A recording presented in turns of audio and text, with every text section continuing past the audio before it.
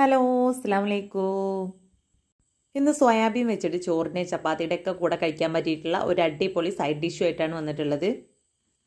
അപ്പോൾ അതിനായിട്ട് ഞാനിവിടെ ഒരു 1.5 കപ്പ് സോയാബീൻ എടുത്തിട്ടുണ്ട്. അപ്പോൾ അതൊരു ബൗളിലേക്ക് ചേർത്ത് കൊടുത്തതിന് ശേഷം അതിലേക്ക് ഒരല്പം ഉപ്പ് ചേർത്ത് കൊടുക്കുക. ഇനി അടുത്തതായിട്ട് ഇതിലേക്ക് നല്ല തിളച്ച വെള്ളമാണ് കേട്ടോ ഒഴിച്ച് കൊടുക്കുന്നത്. അപ്പോൾ ഈ ഒരു വെള്ളത്തിന് പ്രത്യേകിച്ച് കണക്കൊന്നുമില്ല. നമ്മുടെ സോയാബീൻ മുങ്ങിക്കിടക്കാൻ പാകത്തിനുള്ള വെള്ളം ഒഴിച്ച് കൊടുത്താൽ മതി. ഇനി ഇതുപോലെ തിളച്ച് വെള്ളം ഒഴിച്ചു കൊടുക്കുന്നതിന് പകരമായിട്ട് നമുക്ക് ഇതിനെ വെള്ളത്തിലിട്ട് നല്ലപോലെ ഒന്ന് തിളപ്പിച്ചെടുത്താലും മതി. അപ്പോൾ ഉപ്പൊക്കെ നല്ലപോലെ ഒന്ന് മിക്സായി കിട്ടാൻ വേണ്ടിയിട്ട് ഒന്ന് ഇളക്കി കൊടുത്തതിന് ശേഷം നമുക്കിതിനെ ഒരു 10-15 മിനിറ്റ് ഒന്ന് അടച്ച് വെച്ച് കൊടുക്കാം. അപ്പോൾ തിളപ്പിച്ചെടുക്കുകയാണെന്നുണ്ടെങ്കിലും ഒരു 5 മിനിറ്റോളം തിളപ്പിച്ചെടുത്താൽ മതിയാവും. അപ്പോൾ ഒരു 15 മിനിറ്റാണ് ഞാനിപ്പോൾ ഇവിടെ വെച്ച് കൊടുത്തിട്ടുള്ളത്. അപ്പോൾ ആ ഒരു സമയം കൊണ്ട് തന്നെ നമ്മുടെ സോയാബീനൊക്കെ നല്ല പോലെ സോഫ്റ്റായി വന്നിട്ടുണ്ട് കേട്ടോ. അപ്പോൾ വെള്ളത്തിന് അത്യാവശ്യം നല്ലൊരു ചൂടുണ്ട്. അപ്പോൾ ആദ്യം ഒഴിച്ച് കൊടുത്തിട്ടുള്ള ചൂടുവെള്ളം ഒഴിവാക്കിയെടുത്തതിന് ശേഷം ഞാനതിലേക്ക് കുറച്ചും കൂടെ വെള്ളം ചേർത്ത് കൊടുത്തിട്ടുണ്ട് കേട്ടോ. കാരണം നമ്മൾ പിഴിഞ്ഞെടുക്കുന്ന സമയത്ത് ആ ഒരു ചൂട് പോയി കിട്ടാൻ വേണ്ടിയിട്ടാണ് തണുത്ത വെള്ളം ഒഴിച്ച് കൊടുത്തിട്ടുള്ളത്. ഇനി ഇതിനെ മുഴുവനായിട്ടും ഇതുപോലെ ഒന്ന് പിഴിഞ്ഞെടുക്കാം. അപ്പോൾ തണുത്ത വെള്ളം എന്ന് ഉദ്ദേശിച്ച് ഞാൻ സാധാരണ പച്ചവെള്ളമാണ് കേട്ടോ ഒഴിച്ച് കൊടുത്തിട്ടുള്ളത്. അപ്പോൾ ആ ഒരു ചൂട് പോയി കിട്ടാൻ വേണ്ടിയിട്ടാണ് ഞാൻ വെള്ളം മാറ്റി കൊടുത്തിട്ടുണ്ടായിരുന്നത്. അപ്പോൾ സോയാബീനിൽ ആ ഒരു വെള്ളം മുഴുവനായിട്ട് പോയി കിട്ടുന്നത് വരെ നല്ല പോലെ ഞാനിവിടെ പിഴിഞ്ഞെടുത്തിട്ടുണ്ട്. അപ്പോൾ ഈ ഒരു സോയാബീൻ അത്യാവശ്യം നല്ല വലിപ്പത്തിലുള്ള സോയാബീനാണ് കേട്ടോ.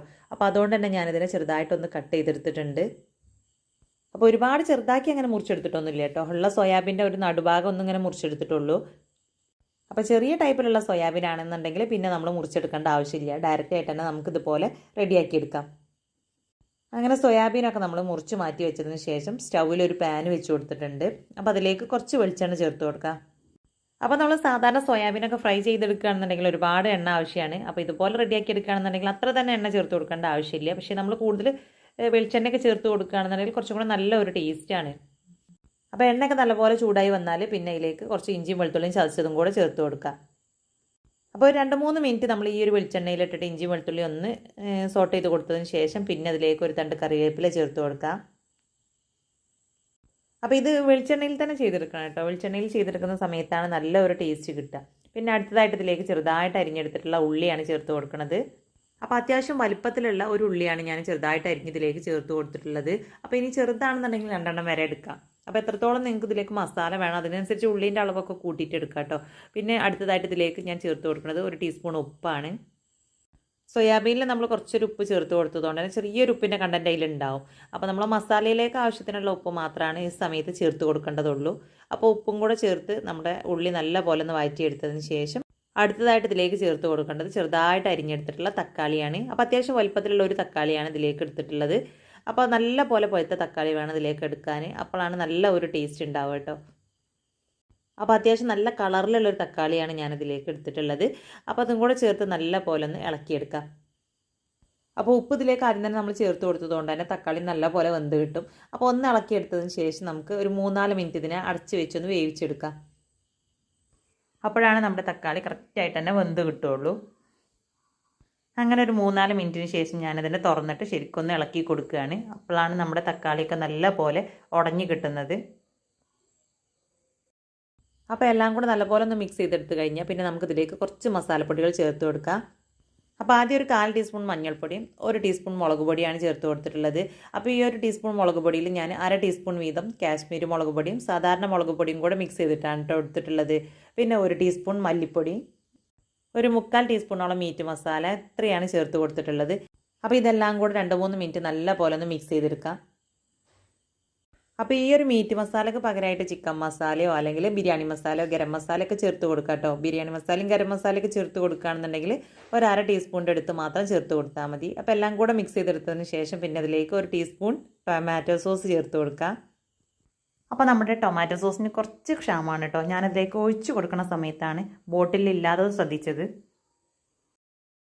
അപ്പോൾ എന്തായാലും ഉള്ളത് വെച്ച് അഡ്ജസ്റ്റ് ചെയ്തതിന് ശേഷം പിന്നെ അടുത്തതായിട്ട് 1 ടീസ്പൂൺ സോയാ സോസും കൂടെ ഇതിലേക്ക് ഒഴിച്ച് കൊടുത്ത് നല്ലപോലെ ഒന്ന് ഇളക്കിയെടുക്കാം. അങ്ങനെ എല്ലാം കൂടെ നല്ലപോലെ മിക്സ് ചെയ്ത് യോജിപ്പിച്ച് കഴിഞ്ഞിട്ടുണ്ടെങ്കിൽ പിന്നെ അടുത്തതായിട്ട് നമ്മൾ അരിഞ്ഞ് വെച്ചിട്ടുള്ള സോയാബീൻ ഇതിലേക്ക് ഇട്ട് കൊടുക്കാം.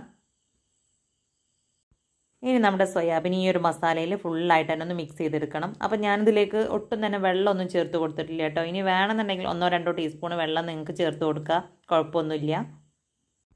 അപ്പോൾ മസാലയ്ക്ക് എല്ലാ ഭാഗത്തേക്ക് എത്തുന്ന രീതിയിൽ നല്ല പോലെ ഒന്ന് മിക്സ് ചെയ്തെടുത്ത് കഴിഞ്ഞാൽ നമുക്കിതിനെ അടച്ച് വെച്ചിട്ടൊന്ന് വേവിച്ചെടുക്കാം.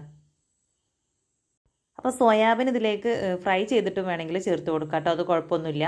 പക്ഷെ ഫ്രൈ ചെയ്തെടുക്കുന്ന സമയത്ത് കുറച്ചും കൂടെ അധികം ഓയിൽ വേണം. അപ്പോൾ അതുകൊണ്ടാണ് ഞാൻ ഡയറക്റ്റ് ആയിട്ട് തന്നെ ഇതിലേക്ക് ഇട്ട് കൊടുത്തിട്ടുള്ളത്. കുറച്ച് ഹെൽത്തി ആയിട്ട് ചെയ്തെടുക്കണം എന്ന് ഇഷ്ടമുള്ളവരാണെന്നുണ്ടെങ്കിൽ ഈ ഒരു രീതിയിൽ ചെയ്തെടുത്താൽ മതി. കുട്ടികൾക്ക് മാത്രം കൊടുക്കാനൊക്കെ ആണെന്നുണ്ടെങ്കിൽ ഫ്രൈ ചെയ്തെടുത്തതിന് ശേഷം ചെയ്തെടുത്താലും മതി. അപ്പോൾ കുറച്ചും കൂടി നല്ലൊരു ടേസ്റ്റ് ആയിരിക്കും. അപ്പോൾ ഇതിനെ ഒരു 15-20 മിനിറ്റോളം നല്ല പോലെ ഒന്ന് അടച്ച് വെച്ച് വേവിച്ചെടുക്കാം. അപ്പോൾ അതിൻ്റെ ഇടയിലായിട്ട് തുറന്നിട്ടൊന്ന് ഇളക്കി കൊടുക്കാൻ മറന്നു പോകരുത്. കാരണം നമ്മളിതിലേക്ക് ഒട്ടും തന്നെ വെള്ളമൊന്നും ചേർത്ത് കൊടുത്തിട്ടില്ല. അപ്പോൾ ഇടയിലായിട്ടൊന്ന് തുറന്ന് ഇളക്കി കൊടുക്കുന്നത് നല്ലതാണ്. അപ്പോൾ ഇതുപോലെ നമ്മൾ സോയാബീൻ റെഡിയാക്കി എടുക്കുകയാണെന്നുണ്ടെങ്കിൽ നല്ല ഒരു ടേസ്റ്റാണ്.